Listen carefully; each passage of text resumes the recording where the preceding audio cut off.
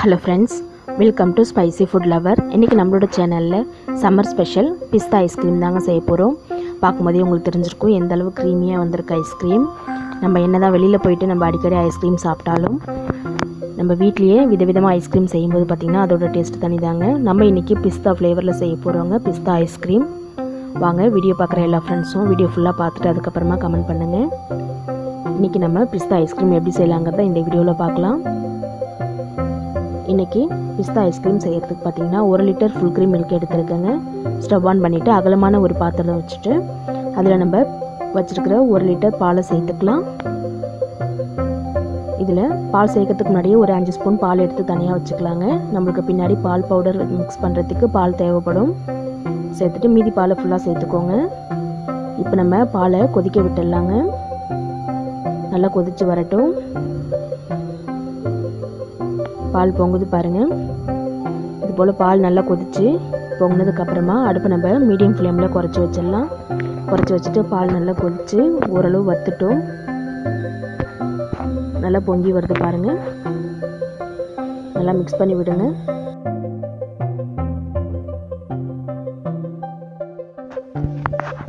பால் நல்லா கொதிச்சிட்ருக்கு. அதோட இடையெல்லாம் எடுத்து விட்டுட்டு இப்போ நம்ம ஐஸ்கிரீமுக்கு தேவையான பிஸ்தா பவுடர் ரெடி பண்ணி வச்சுங்க. இது 100 கிராம் அளவுள்ள பிஸ்தாவை நல்லா மிக்ஸி ஜாரில் சேர்த்துட்டு பொடியாக அரைச்சி எடுத்து வச்சுருக்கேன். 1 கப் அளவுக்கு பிஸ்தா பவுடர்.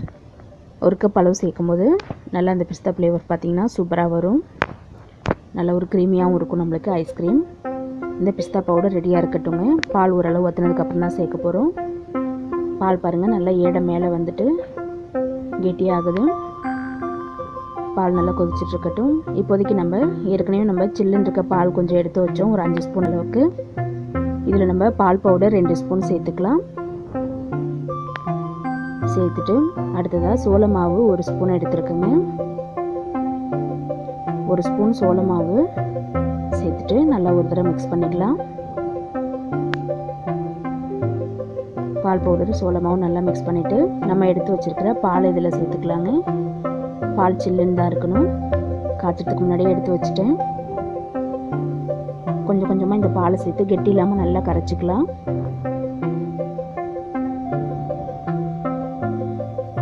மீதி இருக்கிற பாலையும் சேர்த்துட்டு நல்லா மிக்ஸ் பண்ணி விட்டுக்குங்க.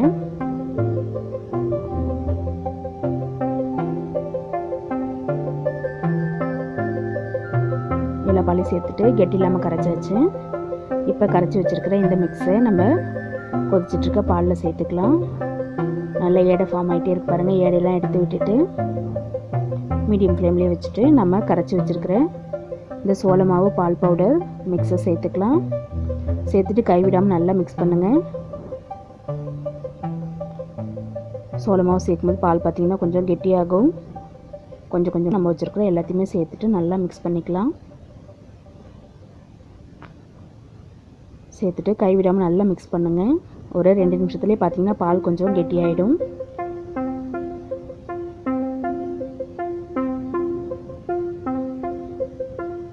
நல்லா கெட்டியாயிருக்கு பாருங்கள். இப்போ நம்ம வச்சுருக்கிற பிஸ்தா பவுடரையும் கொஞ்சம் கொஞ்சமாக சேர்த்துக்கலாம்.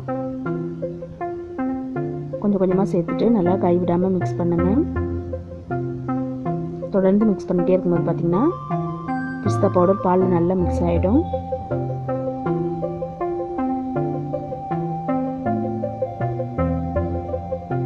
மீதி இருக்கிற எல்லா பிஸ்தாவையுமே சேர்த்துக்கலாம். சேர்த்துட்டு கைவிடாமல் ஒரு 2 நிமிஷம் நல்லா கிண்டிக்கலாங்க. பாருங்கள் நல்லா மிக்ஸ் ஆகிடுச்சு. இப்போதைக்கு நம்ம இதில் க்ரீன் ஃபுட் கலர் சேர்த்துக்கலாம். 1 ஸ்பூன் அளவுக்கு க்ரீன் ஃபுட் கலர் சேர்த்துக்கிறேன். சேர்த்துட்டு நல்லா கலந்துக்கலாம். நல்லா ஓரங்களில் இருக்கிற எடையுமே நல்லா சேர்த்து எடுத்து விட்டுருங்க. பாருங்கள் நல்ல ஒரு சூப்பரான கலராக வந்துருச்சு. நம்ம ஃபுட் கலர்லாம் சேர்த்துட்டு இன்னும் ஒரு 2 நிமிஷம் இருந்தால் போதுங்க. நல்லா லோ ஃப்ளேமில் மிக்ஸ் பண்ணிக்கலாம். ஏன்னா நம்மளுக்கு ஓரளவு நல்லா கெட்டி ஆகிடுச்சு. ஒரு 2 நிமிஷம் லோ ஃப்ளேமில் கொதிக்க விட்டுட்டு நம்ம இப்போ ஸ்டவ் ஆஃப் பண்ணிவிட்டு ஆற விட்டுடலாம். ஆறும்போது இன்னும் கொஞ்சம் நம்ம கெட்டி ஆகிடும். பாருங்கள் எந்தளவு சூப்பராக கெட்டியாக நல்லா மிக்ஸ் ஆகிடுச்சு நம்மளுக்கு. இப்போதைக்கு நம்ம இதை ஒரு கப்பில் ஊற்றிட்டு ஒரு 2 மணி நேரம் ஃப்ரிட்ஜில் வச்சுட்டு எடுத்துடலாம். எவ்வளோ க்ரீமியாக வந்திருக்கு பாருங்கள். இது நம்ம 2 மணி நேரம் ஃப்ரிட்ஜில் வச்சு எடுத்துடலாம்.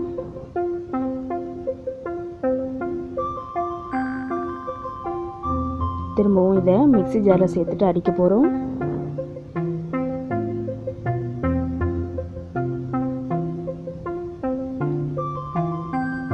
இதில் 100 கிராம் அளவுக்கு சர்க்கரை சேர்த்துக்கிறேங்க.